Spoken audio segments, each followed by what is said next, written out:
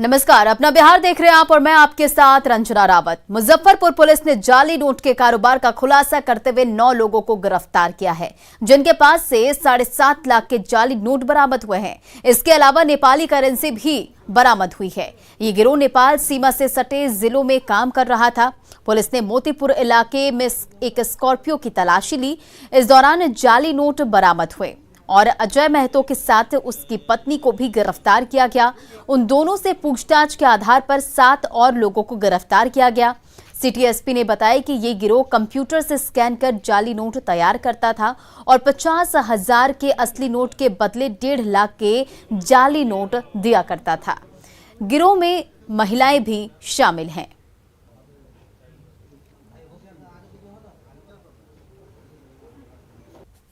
एक स्कॉर्पियो गाड़ी को पकड़ा और रोक करके उसकी तलाशी ली गई। उसमें कुल 3 व्यक्ति मिले, जिसमें अजय महतो था, उसकी पत्नी थी, और उसकी तलाशी ली गई तो नकली नोट उसकी गाड़ी से बरामद हुआ। पूछताछ में उसकी निशानदेही पे और भी इसमें संलिप्त कुल 9 लोगों की गिरफ्तारी अब तक हुई है और इन लोगों के पास से 7,50,000 रुपया नकली नोट तथा 50,000 का असली नोट बरामद हुआ है। उधर पटना में डॉक्टर की बड़ी लापरवाही सामने आई है। निजी क्लिनिक के डॉक्टर ने सारण के दिघवारा के बीडीओ को एक्सपायर्ड इंजेक्शन लगा दिया। एक्सपायर्ड इंजेक्शन लगाने के बाद बीडीओ अजीत कुमार की तबीयत बिगड़ गई। तत्काल पटना के डीएम और एसएसपी को इसकी जानकारी दी गई और क्लिनिक में छापा मारा गया। छापेमारी में क्लिनिक के कई एक्सपायर्ड दवाएं भी मिली है। तो आपको ये खबर पटना से बता रहे हैं, जहां पटना में डॉक्टर की बड़ी लापरवाही सामने आई है और निजी क्लिनिक के डॉक्टर ने सारण के दिघवारा के बीडीओ को एक्सपायर्ड इंजेक्शन लगा दिया और एक्सपायर्ड इंजेक्शन लगाने के बाद बीडीओ अजीत कुमार की तबीयत बिगड़ गई, जिसके बाद तत्काल पटना के डीएम और एसएसपी को इसकी जानकारी दी गई और जानकारी मिलने के बाद क्लिनिक में छापा मारा गया और छापेमारी में क्लिनिक के कई एक्सपायर्ड दवाएं भी मिली हैं। राजधानी पटना में डॉक्टर के क्लिनिक में एक्सपायरी दवा बेची जा रही थी और इसका खुलासा तब हुआ जब डॉक्टर ने एक मरीज को दवा लिखी। डॉक्टर का नाम आपके सामने है, डॉक्टर एसके बनर्जी। ये consultant general and laparoscopic surgeon है और इन्हीं के जो क्लिनिक के कैंपस में ये दवा बेची जा रही थी और यहाँ पर ड्रग्स विभाग की टीम भी पहुँच गई है। और दरअसल एक शख्स है जिनको दवा दी गई थी, उन्होंने शिकायत दर्ज कराई और उसके बाद इस पूरे मामले में ड्रग्स डिपार्टमेंट की टीम और पुलिस की टीम छानबीन करने में लगी हुई है। मेडिकल प्रिस्क्राइब किए और यहीं से इनका साथ में स्टोर भी है मेडिकल का, तो इनका कंपाउंडर वो सारा हमको दवाई दे दिया उसमें से। हाँ, और इसमें सारा जो है हमको इंजेक्शन उसमें से जो डोज देना था, क्योंकि हम थोड़ा परेशान थे तो हमको भी लगा कि दे देंगे तो रिलीफ हो जाएगा, तो हमको इंजेक्शन मिला के जो भी अपना सिस्टम था देने के लिए दिए। 4 इंजेक्शन दिए मेरे वेन में। तो देने के 10 मिनट बाद हम 5 मिनट बाद यहाँ से निकल गए। जब गाड़ी में हम बैठे घर जाने के लिए तो हमको चक्कर जैसा आने लगा और पूरा पसीना निकलने लगा और कंपन थोड़ा सा हाथ उत में होने लगा। हमको लगा कि क्या हो रहा है, तो फिर हम देखे कि दवाई वाई कहीं गड़बड़ तो नहीं है, तो तुरंत बगल में ही सीट पे रखा हुआ था, उठा के देखे तो एक्सपायर्ड दवाई था। 7/21 यानी जुलाई में एक्सपायरी थी इसकी। और जो वीडियो हैं दिघवारा प्रखंड के, ये दवा आप कब लिए, सुई लिए कब? आज 4 बजे लगभग, आज शाम 4 बजे ये इंजेक्शन है इन्होंने लिया है और ये सारी दवा जो है एक्सपायरी है। हैरान कर देने वाला ये वाकया है। अगर राजधानी पटना में डॉक्टर वो भी पॉश इलाके में इस तरीके से एक्सपायरी दवा बेचेंगे, उनसे जुड़ा हुआ ये स्टोर है, सब में 7/21 और ये सभी इंजेक्शन हैं। वीडियो है, सीधे तौर पे आरोप आपके ऊपर है। आप लोग एक्सपायरी दवा बेचकर क्यों जान से खिलवाड़ कर रहे हैं? सॉरी सर, हमसे बहुत बड़ी गलती है। सॉरी की बात नहीं है। आपने दवा, आप अगर दवा किसी को दे रहे हैं, आपकी एक दवा से किसी की जान जा सकती है और आप सॉरी बोल रहे हैं। हम बोल रहे हैं कि हमसे गलती हो गई। गलती बोलने से नहीं होता है ना, आपको अपनी जिम्मेवारी समझे पड़ेगी। आप लोग के भरोसे किसी का जान है और आप लोग एक्सपायरी दवा बेचेंगे पटना में? सही बात है, लेकिन हम बोलते रहे हैं बार बार कि हमसे गलती हो गई। इनके दुकान में और भी एक्सपायरी दवा मिली है जो जीवन रक्षक दवाएं हैं, उसको हम लोग जब्ती में ले रहे हैं। जो उसका ड्रग्स डिपार्टमेंट इसे कितनी बड़ी नेग्लिजेंसी मान रहा है? ड्रग विभाग से नेग्लिजेंसी यह है कि इनका निरीक्षण अभी नहीं हुआ था और ये जो और ये जो हैं ये इनके नाम से भी लाइसेंस नहीं है। जैसे हम लोग को ये जानकारी मिली वीडियो साहब के द्वारा, हम लोग इमीडिएट एक्शन लिए हैं और यहाँ पहुँचे हैं। लीगल एक्शन बिल्कुल लेंगे, जो भी कानूनी कार्रवाई है किया जाएगा। एक बड़ा सवाल राजधानी पटना में इस तरीके से अगर गोरख धंधा चल रहा हो, नापाक धंधा चल रहा हो, तो इसका खुलासा होना बेहद जरूरी है। बहरहाल इस पूरे मामले में एक वीडियो चूँकि इसके शिकार हो गए थे, उन्हें एक्सपायर्ड दवा दी गई थी, उन्होंने एडमिनिस्ट्रेशन से हेल्प मांगी और उसके बाद एक्टिव हुई है पटना पुलिस भी डिस्ट्रिक्ट एडमिनिस्ट्रेशन के निर्देश पर। और देखना होगा इसमें लीगल एक्शन लेने की बात की जा रही है। फिलहाल किस तरह का इसमें यहाँ पर एक्शन लिया जाएगा वो देखने वाली बात होगी। लेकिन एक बड़ा खुलासा, अगर आप राजधानी पटना में सुदूर जिलों से आते हैं इलाज कराने के लिए तो आप सावधान हो जाइए, क्योंकि यहाँ पर आपको दवा के नाम पर एक्सपायर्ड दवा यानी सीधे तौर पर जहर दी जा रही है। संजय कुमार, न्यूज़ 18 पटना। इधर इंजेक्शन लगाने वाले डॉक्टर ने खुद को बेगुनाह बताया और सारा दोष ड्रग कंट्रोल डिपार्टमेंट पर मढ़ दिया। एक्सपायरी बेचता है कि पूरा टाइम का बेचता है ये तो हमको पता नहीं है। ये आपकी रिस्पांसिबिलिटी नहीं थी कि आप उसको चेक करें कि कौन सी दवा बेचता है? आप तो ये ठीक है, हम ऐसी स्टोर के लिए खाली नहीं लिखते, जो इसको लेना है लिखते हैं। ये तो रिस्पांसिबिलिटी है भाई drug department, drug control department का। और पेगासस जासूसी मामले को लेकर सीएम नीतीश कुमार ने बड़ा बयान दिया है। नीतीश कुमार ने इस मसले पर जांच की मांग की है। उन्होंने कहा कि टेलीफोन टैपिंग पर बिल्कुल बात होनी चाहिए। नीतीश के इस बयान से विपक्ष को बल मिला है, वहीं बीजेपी थोड़ी असहज महसूस कर रही है। जो डिमांड कर रहा है, उस चर्चा की अनुमति दी जाए। यूं ही पिछले 2 हफ्ते से संसद के मॉनसून सत्र के दोनों सदनों में हंगामे की बारिश हो रही है, जिसकी वजह है पेगासस जासूसी मुद्दा, जिसको लेकर सरकार और विपक्ष के बीच गतिरोध बना हुआ है। शोर की वजह से संसद में सामान्य कामकाज नहीं हो पा रहा है। आप सब माननीय हो, देश की जनता ने आपको चुनकर भेजा है। मेरा आपसे आग्रह है कि लगातार 2 सप्ताह से सदन की कार्रवाई बाधित हो रही है। लेकिन सियासी गलियारों में इस मुद्दे को हवा तब मिल गई जब पेगासस जासूसी मामले को लेकर एनडीए के सहयोगी और बिहार के मुख्यमंत्री नीतीश कुमार ने इस पूरे मुद्दे की जांच की मांग कर दी। पूरे तौर पर एक एक बात को देख करके उचित कदम उठाना चाहिए मेरी समझ से। लेकिन क्या हुआ है क्या नहीं हुआ है ये पार्लियामेंट में कुछ लोग बोल रहे हैं और समाचार पत्रों में आ रहा है, तो उसी को देखते हैं हम लोग। लेकिन जो कुछ भी है उसके पूरे तौर पर जांच करके कि आखिर किसी को किस तरह से फ़ोन को लोग अपने ढंग से सुन रहे हैं या कुछ भी कर रहे हैं, उस पर कब्जा कर रहे हैं, क्या कर रहे हैं, ये तो पूरी बात आनी चाहिए। जब इतने दिनों से लगातार लोग बोल रहे हैं तो उसके बारे में निश्चित रूप से इस पर मेरी समझ से जाँच कर लेना चाहिए, ताकि जो भी सच्चाई हो सामने आ जाए। और कभी भी कोई किसी को डिस्टर्ब करने के लिए, परेशान करने के लिए कोई इस तरह का काम करता है तो ये नहीं होना चाहिए। नीतीश कुमार के इस बयान के बाद विपक्ष की बाँछें खिल उठी हैं, जबकि जासूसी कांड पर बीजेपी का स्टैंड बिल्कुल साफ है। वो इस मामले पर किसी तरह की जांच को तैयार नहीं है। पेगासस जो है एमनेस्टी इंटरनेशनल का षड्यंत्र है। एमनेस्टी इंटरनेशनल आतंकवादियों पर अगर कोई फौजी कार्रवाई या सैनिक कार्रवाई या पुलिसिया कार्रवाई होती थी, वो मानवाधिकार ले आता था। किसी डकैत पर, किसी चोर पर कुछ करता था, उसको भारत से खदेड़ा गया है, इसने उसने अंतर्राष्ट्रीय षड्यंत्र रचा है। पेगासस यही है। तो मुख्यमंत्री ने जो कहा है जांच के बाद, मुख्यमंत्री जी का अपना विचार हो। लगातार संसद में इस पर गतिरोध चल रहा है। कांग्रेस और अन्य कई दलों ने चर्चा की मांग की है। ये अच्छी बात है, अच्छे संकेत हैं कि एनडीए में रहते हुए नीतीश कुमार जी ने इस तरह की मांग की है। मैं उन्हें इसके लिए धन्यवाद देता हूं और उनसे ये अपेक्षा करता हूं कि वो अपने सांसदों को भी निर्देशित करें कि इस बात के लिए न सिर्फ बयान देकर रह जाएं, बल्कि संसद के अंदर और बाहर उस प्रोटेस्ट में वो शामिल हों। बीजेपी के गोद में बैठ करके, बीजेपी से अलग लाइन ले करके आदरणीय नीतीश कुमार जी सिर्फ कहने से नहीं होगा। आपकी बात कितना बीजेपी केंद्र की सरकार आपको तवज्जो देती है, कितना बात मानती है, ये देखना होगा। दरअसल संसद का मॉनसून सत्र जब से शुरू हुआ है तब से पेगासस जासूसी मामले पर विपक्ष हमलावर है। विपक्ष के मुताबिक पेगासस जासूसी मामले में ये खुलासा हुआ है कि भारत के कई विपक्षी नेता, पत्रकार और दूसरी हस्तियों के फोन हैक किए गए हैं। न्यूज़ 18 के लिए पटना से आनंद अमृतराज, रवि एस नारायण और शैलेंद्र कुमार की रिपोर्ट।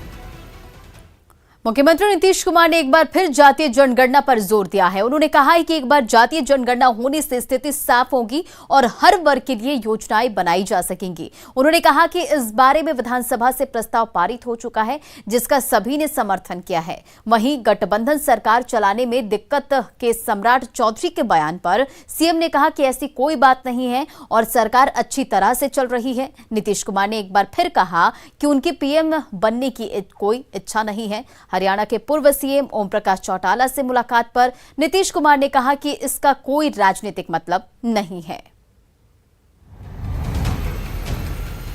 जो जातिगत जनगणना की बात की गई और 2019 में पास हुआ सर्वसम्मति से और विधानसभा में 2020 में भी हुआ, उस दिन 19 में तो विधानसभा विधान परिषद दोनों जगह हुआ, ये सब वहाँ भेजा गया और इसके बारे में हम लोग बातचीत करते रहे, ऐसा नहीं है।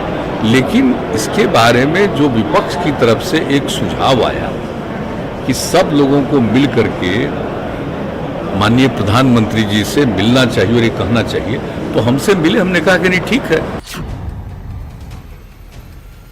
ये सभी के हित में और जनगणना हो जाएगी। पहले हुआ करता था, अंग्रेजों का राज था तभी हुआ करता था, बाद में नहीं हुआ है। तो अगर एक बार भी कम से कम हो जाएगा तो अच्छी बात है ना, एक एक चीज की जानकारी मिलेगी और सबके हित में आप बेहतर काम कर सकते हैं।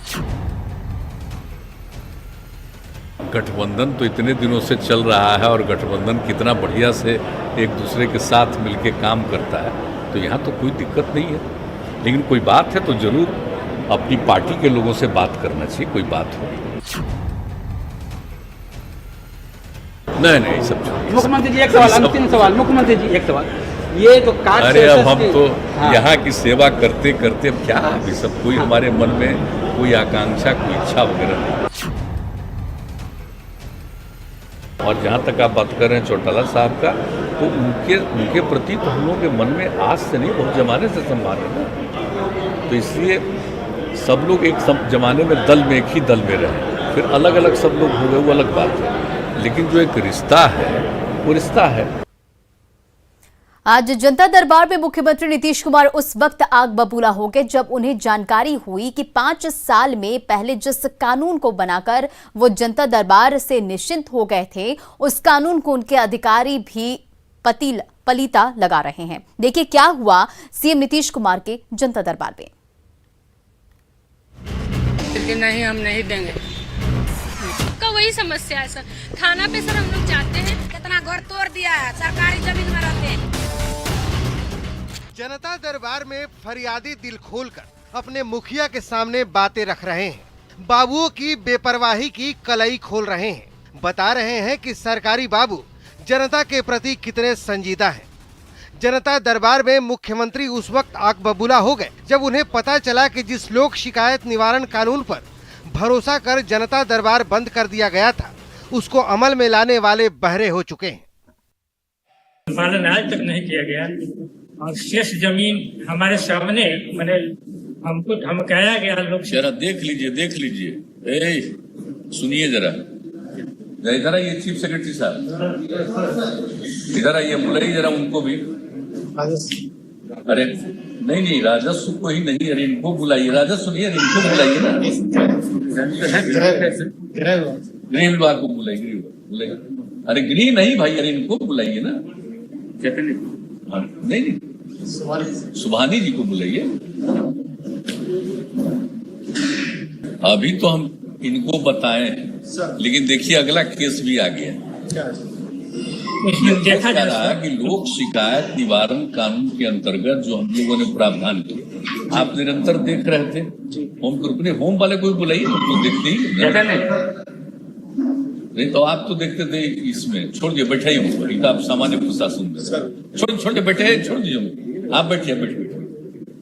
तो अब जो देखा गया है कि लोक शिकायत निवारण कानून के अंतर्गत जो फैसला दे दिया उसका एग्जीक्यूशन नहीं होता।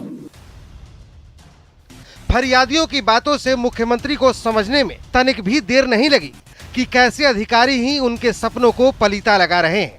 मुख्यमंत्री ने साफ कहा कि 1.25 घंटे के भीतर ही 4-5 मामले सामने आ चुके हैं। बोलिए, हम लोग जनता के दरबार का कार्यक्रम शुरू किए हैं, तब आकर के कह रहे हैं।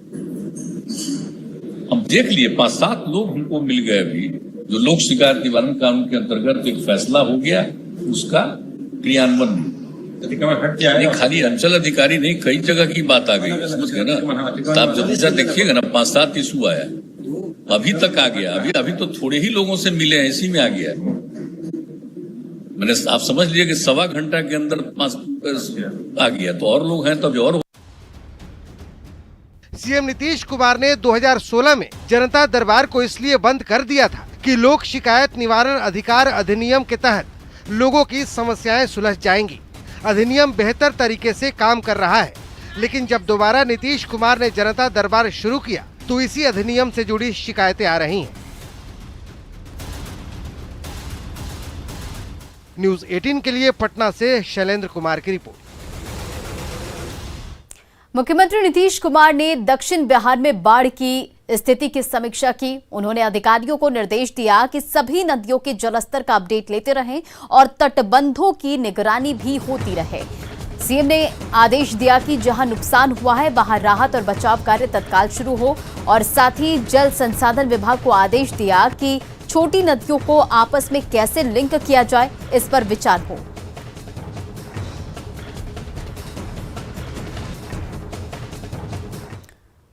भागलपुर के कहलगांव की एसडीपीओ यीशु कृष्णा के पति का एक वीडियो वायरल हो रहा है, जिसमें वे आईपीएस की वर्दी पहने दिख रहे हैं, जबकि एसडीपीओ के पति आईपीएस ऑफिसर नहीं हैं। तस्वीर में वे अपनी पत्नी के साथ वर्दी में दिख रहे हैं और बताया जा रहा है कि इस मामले की जांच के आदेश दिए गए हैं, लेकिन कोई भी अधिकारी इसकी पुष्टि नहीं करता।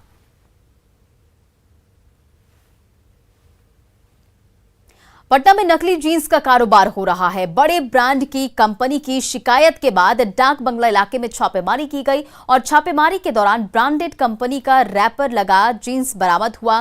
कंपनी के प्रतिनिधि ने बताया कि उसकी कंपनी की नकली जींस बनाकर पटना में बेचा जा रहा था। कंपनी प्रतिनिधि का कहना है कि डीएम की पहल पर छापेमारी हुई और नकली जींस के कारोबार का खुलासा हुआ। जींस और शर्ट के जो है नकली स्पार्की का बेचा जा रहा है यहाँ सिटी सेंटर में। रिकवर हुआ है। एफआईआर बहुत मुश्किल से लॉन्च हुआ है।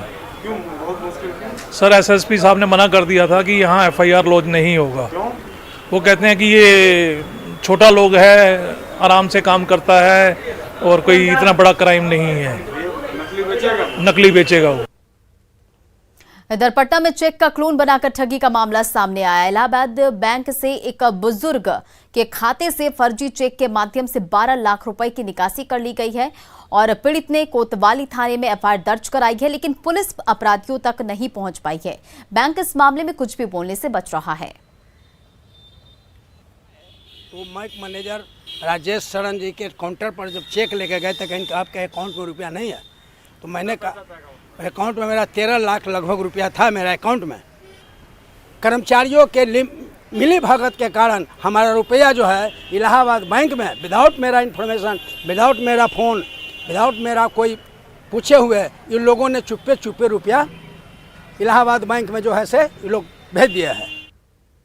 पटना पुलिस ने महज 2 घंटे के भीतर अगवा बच्चे को रिहा कराते हुए आरोपी को गिरफ्तार कर लिया है। घटना इनकम टैक्स चौराहे के पास की है, जहां एक बच्चा परिवार बच्चे के साथ मौजूद थे। इसी दौरान एक युवती और उसका पिता वहां पहुंचे और बच्चे को चॉकलेट खिलाने के बहाने उसे लेकर फरार हो गए। खबर मिलने के बाद पुलिस तुरंत हरकत में आई और एक व्यक्ति को हिरासत में लेकर पूछताछ की गई, जिसके बाद 2 लोगों को गिरफ्तार किया गया और बच्चे को रिहा करा लिया गया है। पुलिस ये पता लगाने की कोशिश कर रही है कि बच्चे को अगवा करने के पीछे क्या मकसद था। बच्चा के एक कुरकुरा हाथ में दिया तो बच्चा खाते खाते उसको गोदी में चला गया। उसको गोदी में चला गया ना तो बच्चा के खिलाया, 10 मिनट खिलाया बच्चा के। इसको बाद जो खिलाया बच्चा के तो फिर बोल रहा है क्या वो अपना पापा 10 रुपया दीजिए, मैं बच्चा के टॉफ़ी खिला रहा हूँ। इसको छोड़ जाऊँ, बच्चा लेके जा रहा है ना, वो जो छुप गया तो मेरे को शंखा दाब दिया। हाँ वही लेके चला गया। इसका तब तक वो बच्चा के ले मैं बैठे थे, बच्चा लेके वो दोनों बाप बेटी आया साथ में, मोटरसाइकिल से आया। वो बैठ गया, बोला पापा बहुत गर्मी लग रहा है तो बैठिए थोड़ा देर। तो हम लोग के पास बैठ गया है। उसको गोदी में जो चला गया ना तो बच्चा के खिलाया, 10 मिनट खिलाया बच्चा के। इसको बाद जो खिलाया बच्चा के, तो फिर बोल रहा है क्या वो अपना पापा 10 रुपया दीजिए, मैं बच्चा के टॉफ़ी खिला रहा हूँ। वो जो छुप गया तो मेरे को शंखा दाब दिया, हाँ वही लेके चला गया। काम था उन लोगों को, तो वो अपने बच्चे को लेकर यहाँ पर आए थे, जिसमें माँ बाप नानी बैंक के अंदर चले गए थे और चाचा जो है वो बाहर में बच्चे को रखकर छाँव में रखकर खिला रहा था। कोतवाली थाना तुरंत हरकत में आता है, डीएसपी साहब जो हैं वो हरकत में आते हैं और 2 घंटे के अंदर वो बाप और बेटी दोनों को बच्चे के साथ बरामद कर लिया जाता है। इधर सासाराम में दबंगों ने एक दलित विद्यांचल पासवान की पुश्तैनी जमीन बेच दी। इसके बाद स्थानीय पुलिस ने बाकी जमीन पर भी खेती पर रोक लगा दी है। पीड़ित व्यक्ति 6 महीने से सरकारी अधिकारियों के चक्कर लगा रहा है, लेकिन कोई कार्रवाई नहीं हुई है। मामला करबंदिया के अमरा मौजा के पास की है। विद्यांचल ने बताया कि अमरा मौजा में उसके परिवार की 2 जगहों पर जमीन है, जिसमें से 4 कट्ठे की प्लॉट की जमीन माफिया ने बेच दिया। हर तरफ से निराश होकर उसने मीडिया से मदद की गुहार लगाई है।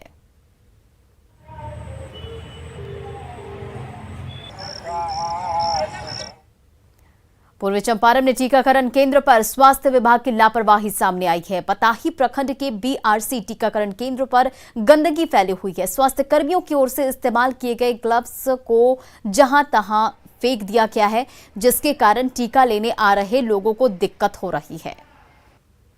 यहाँ पे क्या है कि जहाँ पे टीका पड़ रहा है वहाँ पे नीचे जो है बहुत सारे जो गंदे चीज़ हैं, जैसे कि ग्लव्स है, टीका जो पड़ रहा है उसका मतलब जो है किट सब है वहाँ पे फेंका हुआ है, जो कि ये स्वास्थ्य के लिए अच्छा नहीं है। यहाँ पे देखिए परेशानी यह है कि यहाँ के आम जो कचरा है इसको नहीं होना चाहिए। यहाँ आम पब्लिक की सेवा के लिए है, तो इस पर सफाई पे ध्यान दिया जाए, ये हम आप लोग से अपील करते हैं और शायद आप लोग इस पर ध्यान देंगे। अपना बिहार में इतना ही, आगे देखिए जोहार झारखंड।